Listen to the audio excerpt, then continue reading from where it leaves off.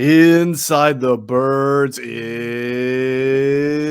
back. What's going on, everybody? It's Geoff Mosher, Adam Caplan, and as we record this, it is the wee hours of Monday night into Tuesday. The Eagles have dropped a big one to Dallas in Arlington, Texas. They lose 41-21 in a game that I'm not sure was even that close because there were, much like the Eagles did against the Niners, where they gave up a few plays that they should have had. The Cowboys did that to the Eagles. They could have had a lot more, and this thing was ugly from the start. Adam Caplan, as we kind of sift apart, I always ask you for a big picture takeaway. Yeah. I don't know if there's even a big picture takeaway other than they're just not ready. I think this is fair to say that they've got one win so far. They beat a really bad Atlanta team, look good, but since then they have not, and they're just not ready. Yeah, it was embarrassing. I mean, both sides of the coaching staff absolutely failed completely. Both sides of the football. Sirianni is a head coach. Team was not prepared, number one. Number two, play calling is atrocious. And everybody knows I'm not a guy who wants to run the football very much, but Miles Sanders, 2 carries. Even when first of all, Dallas, and we said this on our pregame show, Dallas is down technically 5 linemen, okay? If you want to count the guys on IR 6, you got to be able to run the football, okay? The game was not totally out of hand in the first half. Started to get that way, but, I mean, Sanders had 2 carries. It's ridiculous. Yeah, and 27 yards, I think, on those 2 carries. Yeah, so 24, right, 24 and 3. 24. Right. Yeah, he ran the ball pretty well. Yes, Adam. I agree with you. That's one half of it. That's the offense. You didn't run the ball. You didn't give any stability to your offense. But I see play calling as one of the 2 issues that begins with P. Both sides of the football. Yeah. Personnel. Personnel. And this is a discussion that we started having in the offseason when we talked about the Zimmer-esque style and a lot more 2-deep coverages. One of the big concerns that we had, and then it was even further than the preseason, but you try not to make too much of the preseason, is, well, how are you going to take this safety who used to be in the box, put him back deep with the other safety, and then still be able to stop the run with one less defender? And you can do that when you have the right type of personnel, big, strong linebackers who can get off blocks. But if there's one indelible image that people will have from the replays of this game, it will be guys like Zach Martin, even the tight ends, just jumping out into the second level and covering up these running backs, creating huge holes for Ezekiel Elliott and Tony Pollard. And that's how Dallas controlled the game from the start. Oh, I mean, they could have had, if the game was even remotely close, they probably would have had 300 yards rushing. I mean, Elliott and Pollard had 155, but they didn't have to do much in the second half. The game was so out of hand.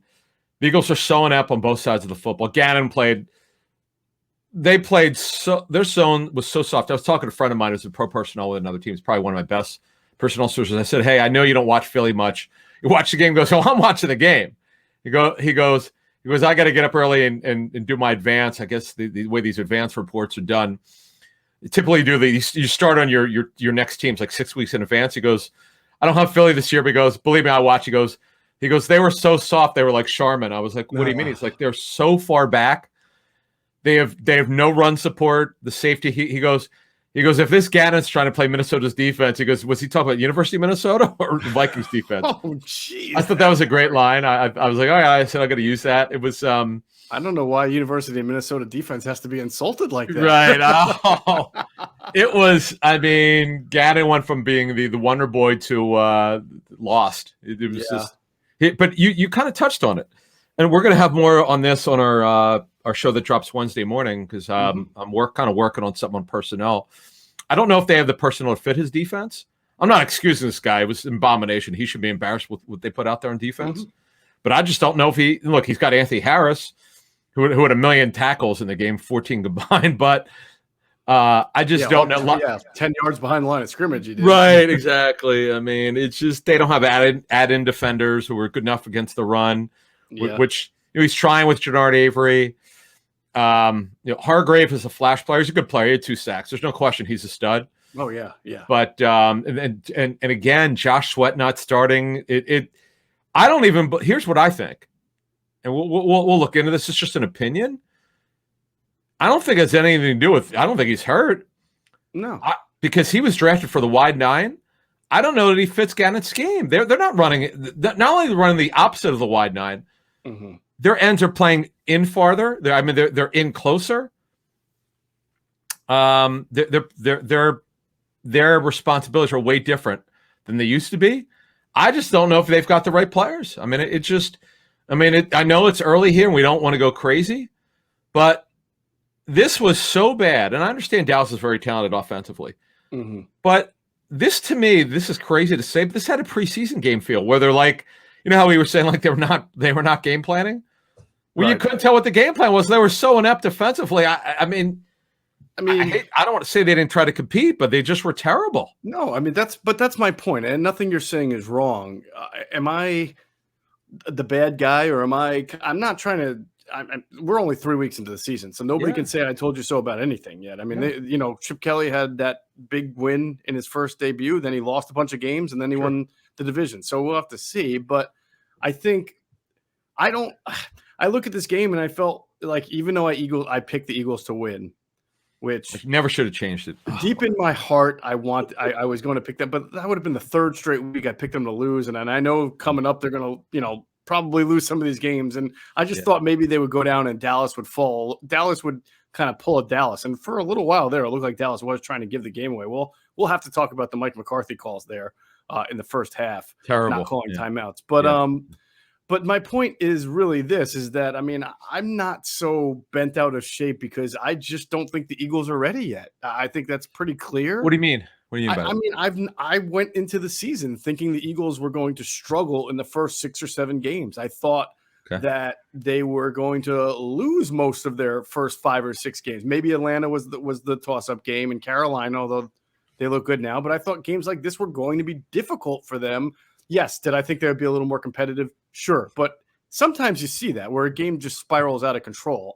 I guess my point is it's an old Joe Paternoism, and other coaches say you're never as bad as you think you are when things are going bad, just like you're never as great as you think you are when you won a few games in a row. I don't know that the Eagles are this bad. I think things spiraled out of control, but I don't think they're very good either, and I've been consistent with that. And so if you going into the year that we feel like they're a 7 to 8, maybe top 9 win team, right? And this is part of it. Still so this is either just a sign of a team growing, or it's one of those games where you just like everything went wrong. Everything just went wrong. What are you going to do? A, B, C, D, E. What do you want to pick? Right. Because, I mean, we could sit here and say, was it the offense that did in the defense, or the defense that did it in the offense? Both. Right. No, that's what I mean. I mean, Hurts did not play well. Don't let the stats fool you. Got to put garbage type numbers up. His pass placement was not very good. He definitely moved when he should move.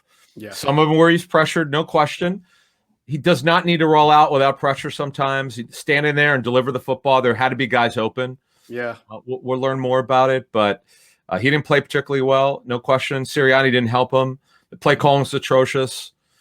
Goddard gets a 38-yard catch on the first series, gets one more catch the rest of the game. That's awful play calling. That cannot happen. Goddard could have – if Sirianni is a good play caller, Goddard's having 7 catches for like 90 yards. He should have killed them. Donovan Wilson's out. Parsons is playing DN. He caused havoc, no question. Yeah. It just look. Sirianni is a novice as a play caller. He's got a long way to go. I'm not saying Shane Steichen should take over, but you got a lot of talent at offense. That's the one thing I'll say. It's a positive of the Eagles. They clearly have talent there, but the head coach who's calling the plays is not doing a very good job. Period. End of story. No, he's not. And I do think their defense put them in a bad spot. I think the defense put the offense in a bad spot. Obviously, you're behind early. Your defense gave up a touchdown. Then you go out there. Obviously Jalen Hurts threw the pick, but the offense went right back down. Guy falls down. Dallas, scored a touchdown again. Yeah. Was it No, I'm talking about the one that he underthrew. Really that was bad. Yeah, okay. Definitely a bad pass. There's no excusing it. Yeah, it was under Jalen Reagor. Hey, Jalen Reagor. Yeah. Jalen Reagor. Okay. You this is your second year now. This happened last year with the body language. When the ball is coming and you see that it's short, play defense, knock the ball down. And then when you see it's picked off, you gotta this is the knock on him at TCU. He played with an inefficient quarterback at TCU, and his body language wasn't very good. You and I knew about this. You got when you see the ball when it's picked off, just clap your hands. All right, let's go. Just have the right attitude. I just think it could be a little better. Mm-hmm. But my issue with him is play defense on that play. Play defense. Yeah, I'd like to. I have not watched that play over and over. I'd like watched to see it several how times. close, if you had a chance to do it. Okay. That ball was so short. Ball was short. Yeah, it was underthrown. That's why I wasn't sure with Jalen's momentum going toward the end zone and the ball being thrown short of him. I didn't know if he had that opportunity to play defensive back when his momentum's carrying him in the other direction. But, you may have looked at it more than me. I'm looking forward to kind of going through that and seeing. I don't know. I'm disappointed because he's really gifted. I think he could do better. Quez Watkins has it. Here's another. This is another coaching indictment. Okay, They lead the NFL in penalties through 3 games. 13 accepted penalties. This is bad coaching. I don't want to hear Sirianni's excuses. There are no excuses. This is bad coaching. And I agree with you. I wrote that on the observations piece that's up on InsideTheBirds.com. You cannot talk about the concept of getting 1% better every day, but then have something like that reoccur week after week after week. They're not getting 1% better at being disciplined. And this is not something these are not forced errors by the opponent. They're not strength of schedule errors. They're how you execute and how disciplined you are on a day-to-day basis. I agree with you on that. I mean, I don't, at this point, man, it's just, I'm just kind of reacting to what we saw. Yeah, it was ugly, man. It was bad. It was ugly. Bad. I can't, the only positives are, Rager made a couple flash plays, which I like, but I still think he could have fought on the interception. Right. Goddard makes a great catch and run, good play call, seam.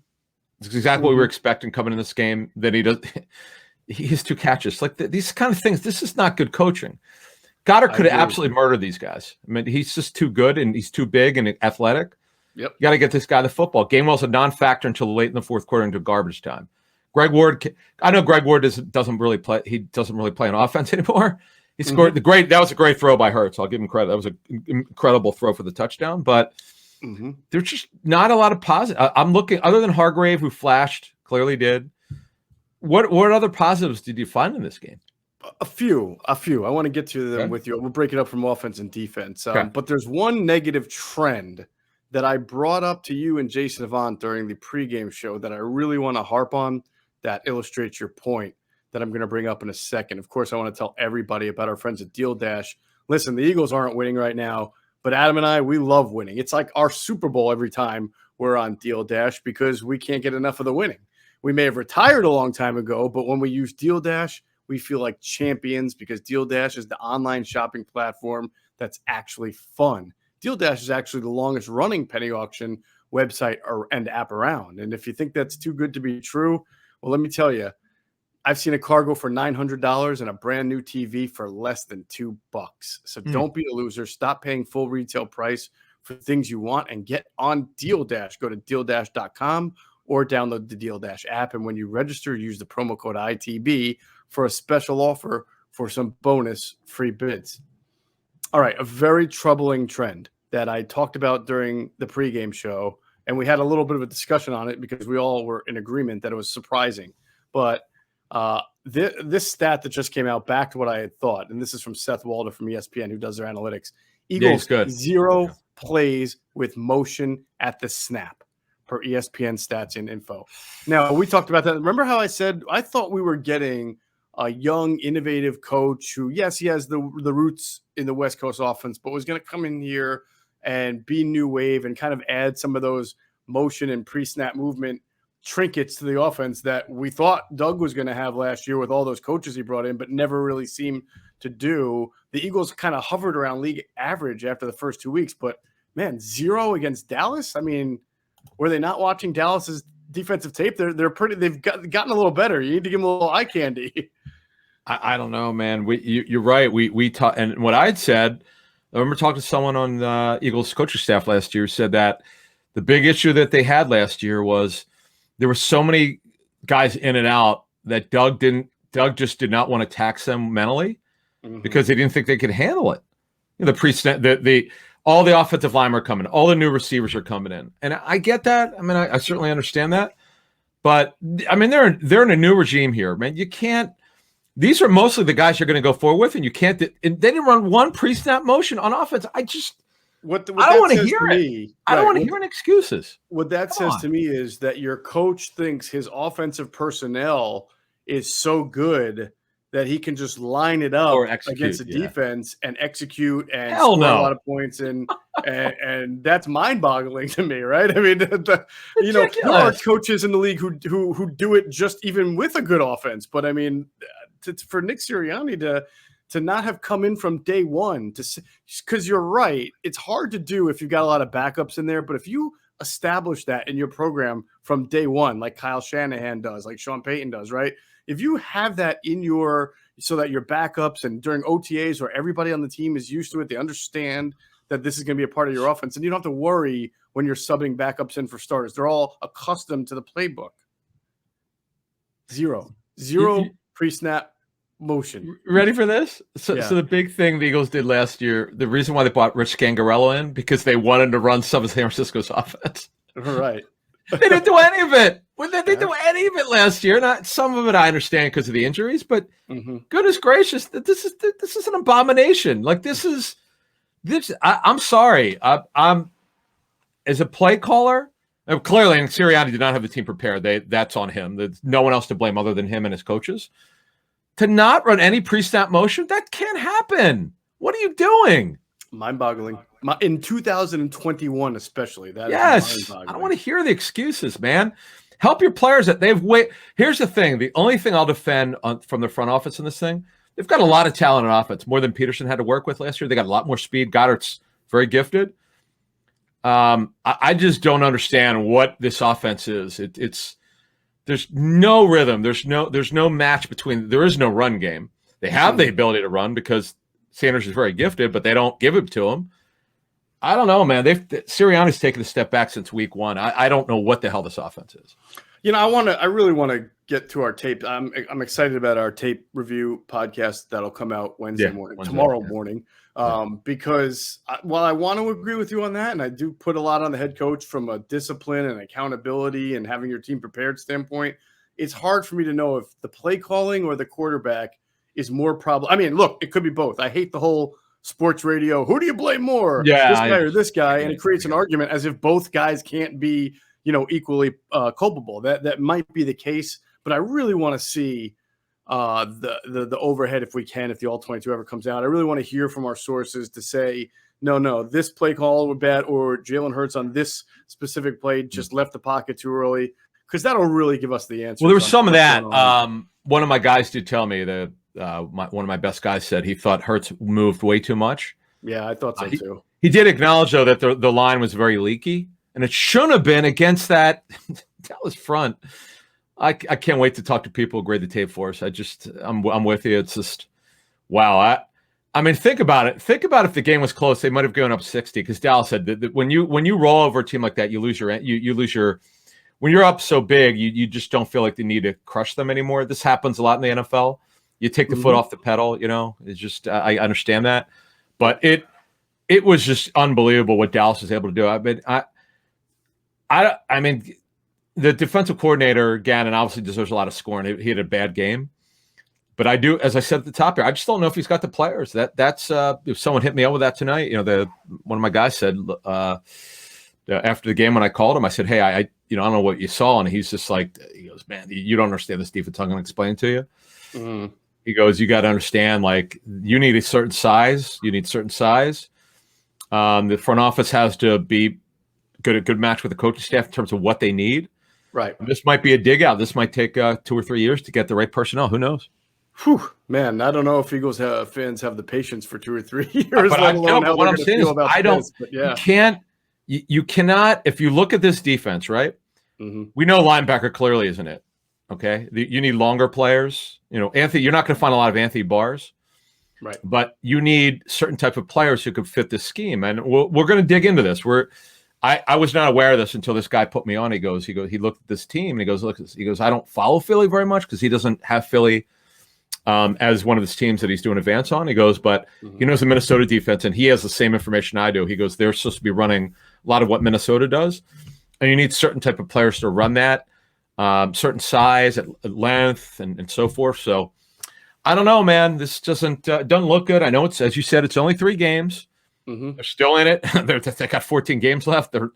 But man, Dallas just rolled on them. And then the question, of course, if you're Dallas, are you as good as your team showed, or is Philly that bad? Who knows? Right. Now you asked about, or was there anything positive? Yeah. From an offensive standpoint, this is kind of like damning with faint praise, I guess. Andre Dillard had 2 penalties later in the game, the ineligible man downfield penalty, and then he had, I think, a hold or something that was on 4th down that the game was over by then. But he, for the most part, he was not Winston Justice. He did not get steamrolled. He himself, I don't think, allowed a half dozen pressures. So, I mean, again, we'll have to. I have no idea. I wouldn't even. But it didn't look to me like he was. The moment was too big for him, or that he would. Like that Winston Justice game, that's different. Yeah, letdown single-handedly wrecked that game. Nothing Andre Dillard did. It wasn't single-handedly wrecked the game. Yeah. Right, and one of the most disappointing things in the second quarter is when they went max protection, and Dickerson gave up the sack. I just couldn't. They had stole. I noticed it. Yeah, they'd stolen the game. They went 13 personnel, and they still go up a sack. I'm like, what the hell? I get it. Dickerson's. He hasn't played a lot of football since last season. I understand it. No excuse for it, though. He's got to be better. This is just bad. I mean, I don't like to sugarcoat. I don't like to when a team gets steamrolled like this. I mean, if we see something positive, it's our job to mention it. But I just feel like when you see something like this, it's so bad, and other people that you and I speak to, in the NFL, where they work for the Eagles or not, are watching, and they're telling us what they're seeing. Is the 2 guys I talked to 2 guys tonight, both play in the NFL. Okay, when they're killing the Eagles like this, I got to run with it. These guys know 50 times more football than I do, or anyone watching. I'm going with it. I mean, if you guys are feeling my pain, just as someone who's got to talk about it. I mean, this is embarrassing how bad it was. Yeah, no doubt about it. Again, if the game was even remotely closer, Eagles could have given up 60 in this game. They were so bad defensively. I hate to say it, they didn't really compete very much. Terrible. The run defense, it's like they went the wrong way. They got pushed off. They got moved. Listen, they got steamrolled. There's just no question about it. Back on Dickerson, I want to ask you something about him real quick. First, I want to remind everybody to download the DraftKings Sportsbook app now. Use the promo code ITB to receive $150 in free bets instantly when you place a $1 bet on any football game. That's promo code ITB to get $150 in free bets instantly when you use the DraftKings Sportsbook app. And when you do want to get an advantage over your sportsbook like DraftKings, just download BetQL. It's the only app you'll need to make smart bets. They've got this best bets computer model. It scans over 350,000 unique bets a year to give you a best bet recommendation for every game across all major sports. Gives you the reason why you should make the bet. Their model covers spreads, over-unders, player prop bets. And if you don't want to use the model, you want to do research yourself, BetQL has all the necessary tools for your betting research needs, from sharp data to line movement, team summaries, lineup and injury breaking news, even a leaderboard to track your success. So head to the App Store or Google Play Store now. Download BetQL. You can also go to try.betql.co/ITB. Whatever you use the discount code ITB at checkout for 25% off of their subscription offerings. And they've got this great sportsbook offers page if you live in one of the eligible states to claim free offers upon signing at any one of the many sportsbooks listed. So don't miss out on your chance to beat your sportsbook this football season. So back to Dickerson. I think the one thing that you can question is, are they putting him in too soon? No OTAs, no training camp, just a couple weeks of practice, had to get in last week. It looks like he's a little rusty. I mean, and he should be a little rusty. Rodney McLeod's not even back playing yet. And this guy's had way more surgeries. I wonder if they rushed it to get the second round pick on the field, as opposed to playing Herbie, who, gives you, may not be as talented, but knows the offense, has played, has the experience, could have given you maybe another week to get Landon Dickerson ready. I mean, we have to check the tape to see how often Dickerson got beat or how well he was in the little run game that they use. But I just wonder if they kind of rushed him onto the field a little bit too quickly. Hard to know. There's no way to know that. They have better information than we do. I mean, they're there. They're seeing him looking good. We had heard like 2 weeks before the season started that he was ahead of McLeod. He actually was getting there. But you got to let him play himself in like game shape. You got the time and the football part of the timing part of it. It's just not going to come. We'll find out from our people. Oh, by the way, I should mention this. Fletcher Cox talked about after the game about he was ill and he lost a bunch of weight, and he didn't eat. He didn't eat for a while. He just felt sick and he was cramping. That because you saw he cramped up. Remember in the second half. That's right. And the other thing is, you're playing with Hassan Ridgeway. He's a decent fourth D tackle, but you're probably not going to want him playing as much as he is. Yeah, he's a third defensive tackle on this team. That's what I mean. He's been that. Yeah. He's been that. Him and Milton Williams. I've always considered Ridgeway the third. Right, exactly. And you're looking. Milton Williams started over Josh Sweat. As I said earlier, this is weird because they just signed to a $13.3 million extension, and you're not starting him. I mean, like, what's the excuse now? It's just really, I don't know what's going on here with these personnel changes, and very strange, very strange. Yeah. He's not hurt. He wasn't on the injury report, so I don't understand it. Right. I mean, they started Williams sort of like their training camp blueprint was against the run. They're going to have him play defensive end. It gives you a bigger defensive end against the pass, move him inside, be a tackle, and get that burst. So obviously Dallas comes out with the 12 personnel. They used an offensive lineman as an extra blocker. So I see the sense in why they would want Milton Williams out there to get bigger on the defensive end. But that is yet another admission, as you're saying, that they are monitoring Josh Sweat's snaps. They don't have to play him against the run as much as they would have to, because they want to save him for the pass rush, and because obviously of his history. But the thing is, that makes no sense. Why would you give him that kind of extension if you just were only going to play him for so long, for so many snaps? I don't understand what they're doing. I don't know. They're so discombobulated right now in defense. Milton Williams, by the way, has short arms. He doesn't fit. He may have girth in terms of weight, but he doesn't have long arms. This doesn't make any sense. I don't know what they're doing. We'll get better answers for you, folks. I'm just kind of reacting to what we know and just kind of confused with they got steamrolled on defense. Like I haven't seen this defense even under Schwartz where people would complain, but all what people had it with the wide nine, picket fence, and all. As much as they got housed on defense the last couple of years, sometimes they would seem to rally. Now, again, this staff has only coached 3 games. They coached a great week 1, not so great week 2. 2 long drives, but still only gave 17 points. But the dam just broke now. You have to wonder, right? With Brady coming in. Kansas City coming in. Okay, with Mahomes and Tyreek Hill and Kelsey. And then the Panthers have talent. McCaffrey won't be ready for that game most likely. But and then you got Brady coming in. Then Derek Carr is playing out of his mind. Gannon's got a big chore. And the other thing I do want to mention with these penalties, and it's mind-boggling, and Sirianni talked about it in his press conference after the game. The pre-snap penalties, I don't understand.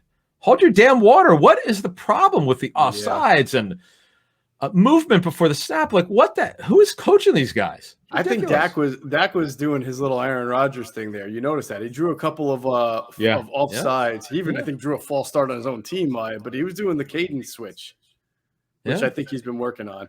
No, it's a good point. The discipline's got to get better. I mean, that's first and foremost. Before you could even talk about execution, you have to be able to run the play that you're trying to execute. And it's hard to run plays when you're behind the sticks all the time because of penalties, or if you're giving your opponent second chances because of the penalties. But what's also concerning to me, Adam, is that I don't think the Eagles are built to play from behind. I think they have to have the lead. When they have the lead, first of all, the other team can't run on them as much. They have to be in throw motion, so it takes away the leakiness of their run defense. But, if they fall back too far behind, then they obviously get into this mode where they have to throw the ball around a lot. And, you got Jalen out there running and throwing, and there's really not been a consistency to the offense. You remember how everything seemed to flow so well against Atlanta? They got out to the quick lead, put points on the board. The defense held the Falcons to just a field goal on that first drive, so it enabled them to come back and score a touchdown. When the Eagles score first and have a lead, I think they're in a way better situation. Now, I know you could say that for any team, but I think even more so for the way they're built. And you're right. I mean, Patrick Mahomes comes in here on Sunday, and if they go up 7-0 or 14-0 early, forget about it. Don't even think that this is going to be a shootout game where the Eagles are going to be able to score 28-35. I know Kansas City defense not good, but it won't matter. Actually, you know what though? See, with a better play caller, with their speed, and someone who understands conceptually how to get these guys open, this team could score in mid to high 20s with better play calling. Maybe I understand Rager's young. I get it. Watkins is young. Smith is young. Goddard is not developed quite where they want him to be, but he's getting there. The head coach, who's the play caller, needs to get him the ball more. Gainwell's talented. I think Sirianni holds them back because he's just so far behind as being a good enough play caller for this team to win. He's just not good enough. Dallas doesn't have very good talent in defense. I don't want to hear it. They're just not good enough. Man. Trayvon Diggs looked pretty good out there. He's great. Now, he's great. Better, they're missing so many players. Right. They were so bad offensively on Monday night. It's embarrassing how bad they were. Sirianni should be embarrassed at the type of game that he called. They're so inept offensively. There's absolutely no rhythm to what they do. Nothing. They don't do anything well on offense right now. All right, go see our friends at PHLSportsNation.com, enhancing the fans' experience with their coverage of Philadelphia's sports teams for the fan, by the fan. That's their motto. So make sure you check out all of their great coverage on their website, PHLSportsNation.com. And, of course, on Twitter, you can find them at PHLSportsNation. Let's take a quick pause here to hear from our great sponsors, including our friends at Sky Motor Cars. And if you do stop into Sky Motor Cars out there in Westchester, PA, make sure you tell them Adam and Geoff sent you. You'll get the best deal there is on the market. So this stands to be a pretty – all right, let's take the X's and O's out of this because we've talked about this going into the year, that Nick Sirianni's demeanor, his upbeatness plays well in the locker room when the team is winning. But how does that stand the test of time? I actually used to say if they lose a tough road game against Dallas. Now, to me, a tough road game is like when you lose by a field goal and not get your ass kicked and handed to you. But still, two losses in a row with Kansas City, and then the last two Super Bowl champions are up next on your schedule. It's amazing. I know, right? What a schedule they had the first 5-6 weeks. Now it's all about how he responds and how the team responds to him. And by the way, what kind of week Philly? I mean, you've got – there's going to just be an outpouring of just fan backlash about this loss. And then if the Phillies get swept by the Braves, it's going to get even uglier. And then, of course, the Ben Simmons thing still hovering over the 6. I mean, can something good happen this week in Philadelphia for its sports fans, please? Anything? Yeah, I hear you. Look, it's just I rarely go all in negative, but it was so bad. And I don't think I'm overrating the Eagles' talent on offense. There's a lot of talent there, particularly at the receiver position. I get that they're young, as I said a couple of minutes ago, but help these guys out, Sirianni. Help them. That's your job. If you look at, for instance, Kyle Shanahan, Deebo Samuel is really not a deep threat. He's a run after the catch guy. He knows exactly how to. Kyle Shanahan created Deebo Samuel. He coached him in the Senior Bowl. He knows exactly how to use him. He frees him up, gets him going forward. This is a guy who marries play calling with his players. Mm-hmm. Sirianni and I know he's only coached 3 games as a play caller. He's so far behind of where he needs to be with his talent. Maybe in 5 games you'll go, oh wow, okay. He took responsibility. He looked at it and said, I got to do a better job, and he actually goes and does it. Sometimes when coaches say that, Andy Reid used to say that all the time. More often than not over the years, because he was a winning coach, he got it done. Right. But I just don't know. We don't have a good enough feel for this coach. We just go by what we see and what we know, and it's really been bad. I think he actually was worse this week than he was against San Francisco, if that's even possible. Whew, that's rough. Well, I mean, certainly the drive chart would back what you're saying. First possession, interception. Second possession, punt. Third possession, punt. Fourth possession, punt. Fifth possession, punt. Sixth possession, interception. Seventh possession, punt. Meanwhile, Dallas goes touchdown. All right. Then they fumble. Of course, Dak Prescott fumbling in the end zone. Then they go turnover on downs. Now, I'm going to be honest with you. I thought Dak scored a touchdown on that play. Yeah. I think the only reason wasn't overturned was because of the camera angles not being conclusive or whatever. But the aerial angle clearly shows that he pushes the ball over the goal line. Now you could say forward motion, he had been stopped, but nobody blew the whistle. So the play was still alive as he's pushing the ball over the goal line. So the Eagles kind of got lucky, or else this thing could have been 48-21. But yeah, that's turnover and downs. But then how do they respond? Touchdown, next drive, touchdown, next drive. I don't know. I expect more of the Eagles offense, but I'm not sure it's as talented as you think you're saying. Maybe. I mean, look, I'm just but again, if you have better play calling and you use the guys correctly, I want to see crossers. Okay. Mm-hmm. I want to see Goddard used way more. There's just so much these guys can do. I just don't think Sirianni understands how to use them. Gainwell, I mean, he got used in the fourth quarter. They're down, but the game was over. There should have been a mercy rule. The Eagles were so bad. The game was so out of hand. Uh-huh. Like you said at the top, the 41-21, the Eagles lost by 20. The game wasn't even remotely that close. No, it felt like they'd lost by 50. Look, let's be fair. I mean, you can't put the interception on the first drive on Sirianni. That was it was a bad throw. Listen, I'm not absolving Hurts here. He didn't play well. There's no question about it. We'll learn more as we find out what the tape really looked like. But I just don't think Sirianni overall is helping. Look, we all know this. You don't need to see the coach tape for the San Francisco game. Sirianni called a terrible game. Okay, awful. Yeah, this past game against Dallas, I don't think he really helped. I don't think he helped himself.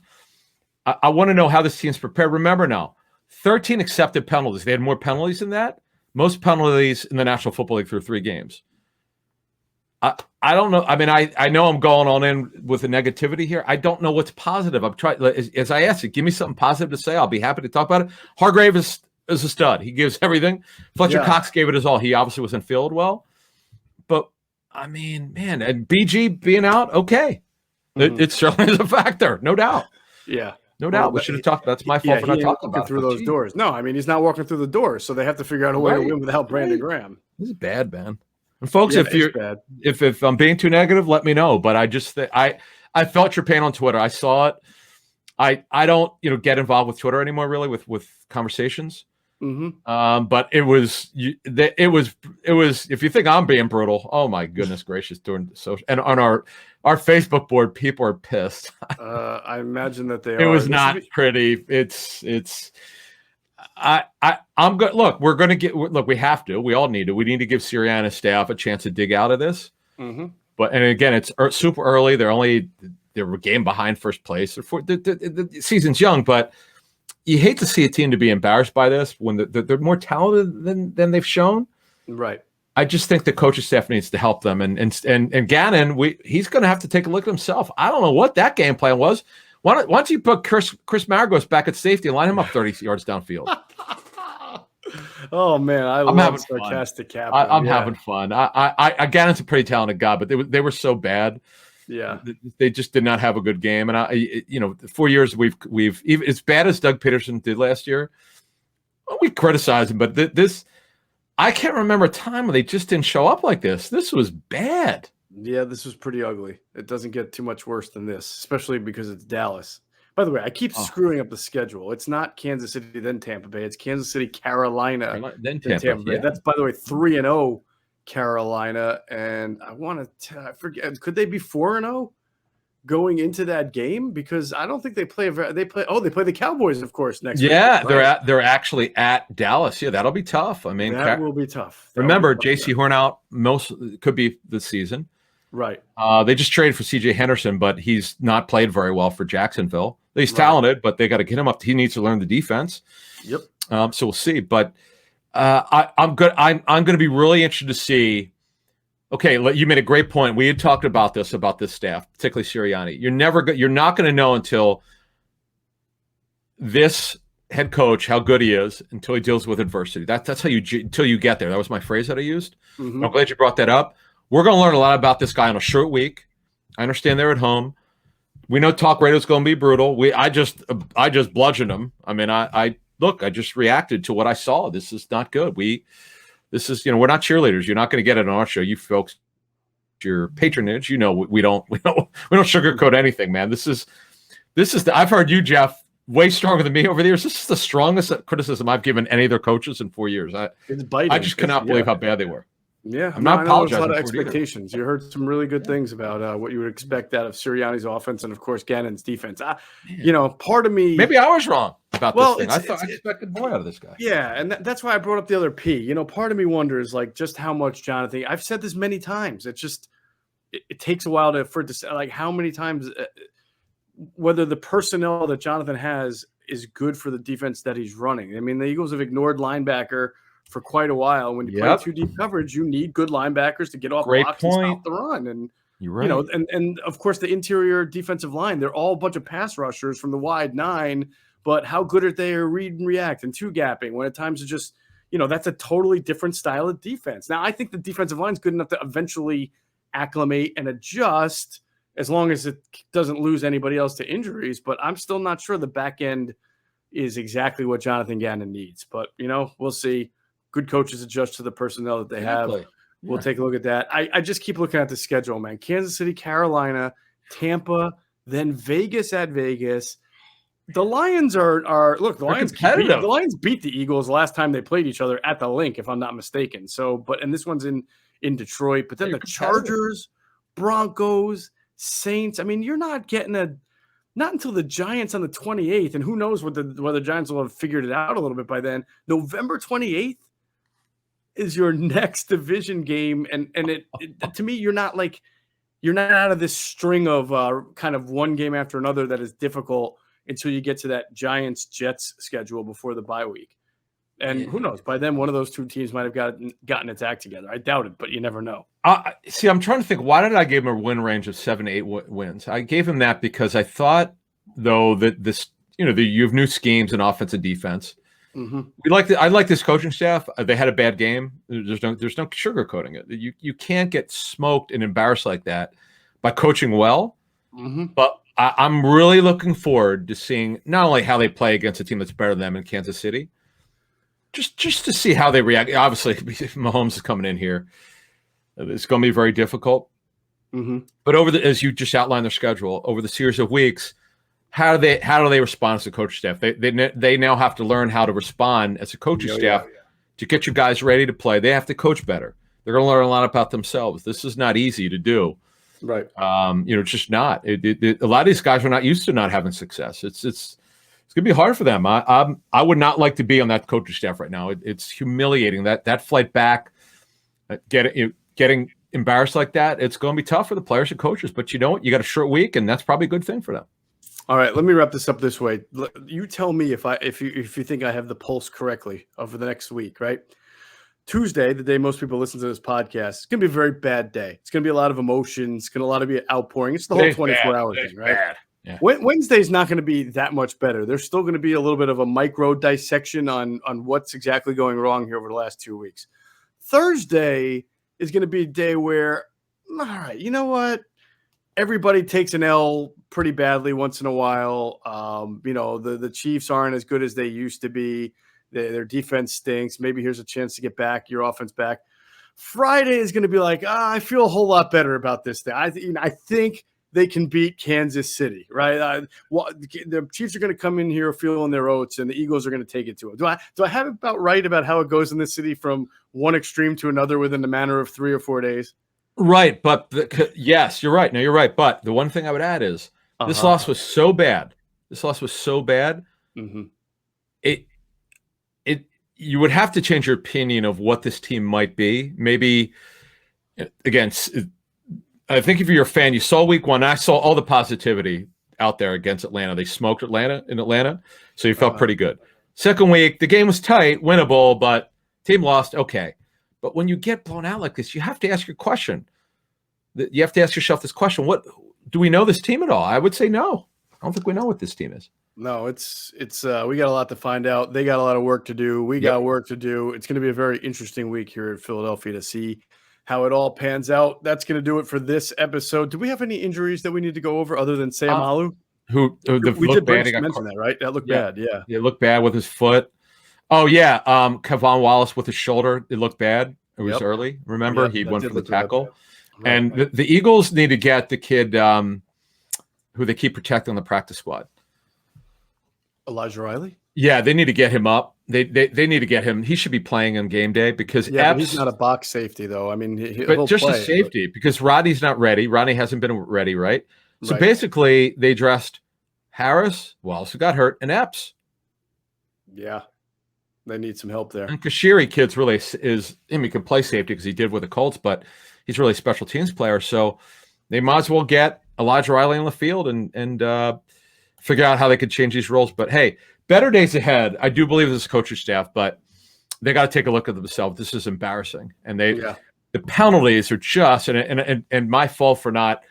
A guy emailed me about this because, man, you guys missed the boat on not talking about the penalties. I emailed him back and said, "You're right. That's bad. I'm glad you pointed it out. This is bad coaching with these penalties. This is they're not. There's something missing the way they're teaching." And Derek Barnett, once again, lack of discipline. Rinse, wash, repeat.